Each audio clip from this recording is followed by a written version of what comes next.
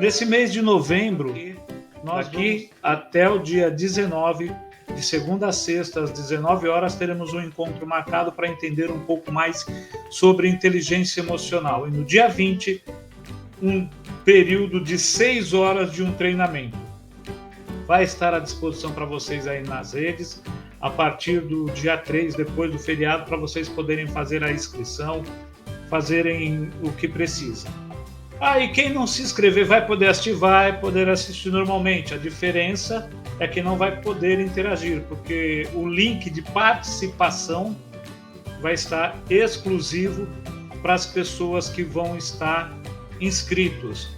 E as pessoas que não estiverem inscritos vão poder ver, vão porque vai ser transmitido também. Só não vão ter o material nem vão poder interagir, infelizmente. Isto dito, vamos à nossa proposta. A nossa proposta ela é bem simples, é entender esta coisa de inteligência emocional. Mas para entender coeficiência emocional e equilibrar com a coeficiente intelectual, vamos entender a base de tudo isso. A base de tudo isso em meados da década de 70, nós temos algumas coisas muito interessantes, né?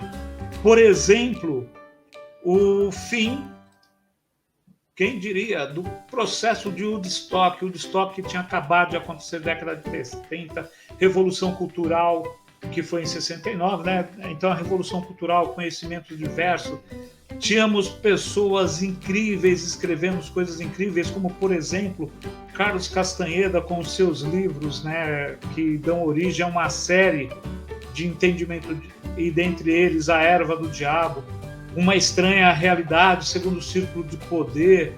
Todos esses livros, eles falam do quê? Do autoconhecimento, de formas diferentes. Mas nesse período também, década de 70, o Dr. Fritz aparece e fala sobre terapias. Olha o que a gente está enfrentando na década de 70, né? E ajuda a popularizar todo esse processo de autoconhecimento. Dentro desse período também tem uma coisa interessante. São dois caras que aparecem falando de, olha, se alguém fez bem feito, dá para fazer também. Começa a falar de modelagem humana. É um tal do professor John Green, que encontra-se no início da década de 70 como professor. Ele era ótimo e fascinado por aprender linguagens diferentes. E Richard Blender, que era estudante de matemática, e os dois se encontraram na Universidade da Califórnia e decidiram criar, então, uma coisa que era a modelagem. Tudo isso acontece no início da década de 70 e vai se desenvolvendo todo esse processo durante a década de 70, de 80. E nós temos nesse período também uma outra coisa que está muito efervescente, né? Que é o coeficiente intelectual. E o que é isso? É medir a sua capacidade de raciocínio, basicamente. Então, quem tinha um bom coeficiente intelectual era contratado. Só que, tanto no início da década de 70, como na década de 80 e 90, as coisas aparecem de forma estranha, porque são muitas pessoas contratadas, muito inteligentes, mas logo elas eram mandadas embora. Olha que coisa interessante. Aí o Daniel Goleman, em 95, já na década de 90, ele escreve o livro que traz vários conceitos de inteligência emocional. E aí a coisa começa a mudar. Então, o que nós tínhamos até o Daniel Goleman era o quê? Um coeficiente intelectual que era válido. E, paralelo a este caminho, nós temos o coeficiente emocional. E um detalhe, né? Fora tudo isso, nós temos muitas outras coisas acontecendo. Outras ciências, neurociência, constelação sistêmica, Gestalt, todas vêm falando de que você precisa se conhecer bem, você precisa se conhecer melhor. Todo esse processo vai trazendo informações importantes para o desenvolvimento. E olha, vamos olhar em volta que nós vamos ver pessoas diferentes. Aí nós temos quem? Pessoas que são conhecidas por sua capacidade intelectual, por exemplo, Einstein, Madre Teresa de Calcutá, uma pessoa que eu gosto muito, Freud, Jung, René Descartes dentro da filosofia, Freud e Jung dentro da psicologia, Gandhi, um verdadeiro ativista, a própria rainha Elizabeth. Então, perceba que essas pessoas que eu citei, elas se destacam, mas elas se destacam não só pelo seu coeficiente de inteligência, elas se destacam também por causa do seu coeficiente emocional. Olha que coisa interessante. São pessoas que sabiam exatamente a sua capacidade e limitação. E como que você desenvolve todo esse processo durante esta caminhada? Simples, aprendendo que você é capaz e que você também é limitado. Só que isso tem um certo incômodo para todos nós. Por que que isso traz um incômodo? Porque a gente precisa descobrir aquilo que fazemos e fazemos bem. Aí eu vou te fazer uma pergunta. No que você é bom? Quando chegamos em 2010 para 2020, nós começamos a ver que esta coisa de relacionamento interpessoal começa a ser uma coisa bem marcante. E chega ao ponto de várias pessoas serem contratadas pela sua capacidade intelectual e serem demitidas pela sua falta de capacidade de relacionamento interpessoal. Olha que coisa maluca essa nova geração que surge e esses novos funcionários. Nós passamos, devido a N fatores, não vamos entrar em detalhes aqui porque não é o objetivo, mas pela necessidade de autoprodução, de autodesenvolvimento, de autoconhecimento, de alta produtividade no mundo, nós passamos a não ter tempo para se observar. Então nós não olhamos as coisas que vão acontecer na nossa vida, que vai acontecer na nossa volta, e nós somos simplesmente atropelados pelas necessidades diárias, pelas necessidades do dia a dia. Aí o que nós temos? Pessoas com ansiedade, porque vivem pensando no que poderiam fazer, de que forma poderiam fazer. E pessoas com problemas de viver muito no passado. E essas duas coisas juntas faz o seguinte, faz com que nós olhamos para aquilo que nós não temos.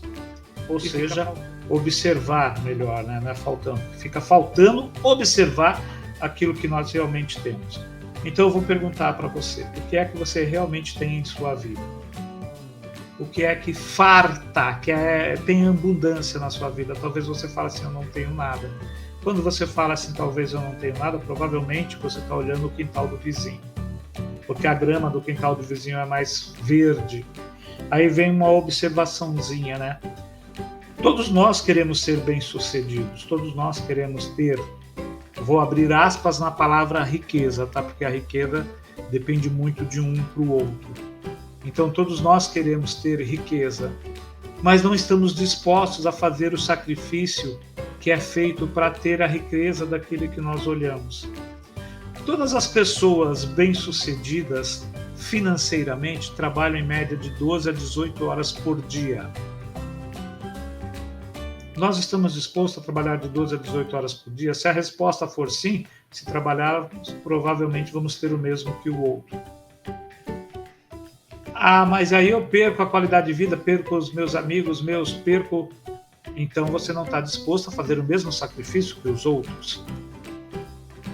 Mas isso é coisa que nós vamos descobrir no decorrer deste mês.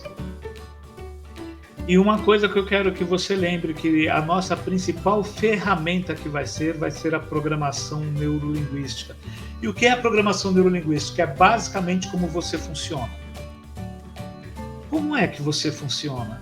O que te deixa feliz? O que te deixa chateado? O que te deixa triste? O que te faz sorrir? O que te faz levantar? Qual é o motivo que você tem para agradecer? E o que você precisa melhorar? essas perguntas vamos tentar, no decorrer deste mês, nos nossos encontros, falar sobre isso, tá? Então, basicamente, nós vamos falar de autoconhecimento através da inteligência emocional com ferramentas de programação neurolinguística. O Barreto, a minha conexão tá ruim, mas eu acho que eu entendi a sua pergunta. Você perguntou para mim o que é a PNL, mesmo tendo conhecimento em psicologia, né? Então, eu acredito que tudo que a gente tem como informação importante para acrescentar é fundamental. E a neurolinguística, ela vem com essa questão, né? O próprio nome já diz, né? O programar-se para, né? Então, eu acho que isso vem corroborar muito com a função da psicologia. Mais uma ferramenta em benefício, no nosso caso, dos nossos policiais militares. Então, é mais um contexto importante dentro do trabalho da psicologia. E eu uso muitas ferramentas da PNL dentro dos atendimentos. É legal e importante você falar isso, porque eu tenho alguns amigos psicólogos que ficam meio assim, não sei se vou, não sei se não vou, porque cria um certo conflito, mas entender que é ferramenta, apenas ferramenta, eu acho que é fundamental. Prazer em vê-la, prazer em estar com vocês, e lembrando, todos os dias, 7 horas da noite, de segunda a sexta, vou estar aqui pelo YouTube, vou estar trazendo um pouco de informação sobre essa coisa chamada inteligência emocional, que abraça várias áreas do conhecimento. Beijo a todos, ótima noite e até amanhã, para não ficar muito longo, para poder assistir. E amanhã vamos descobrir onde a PNL pode ser utilizada, beleza? Fiquem com Deus. Um abraço, até breve.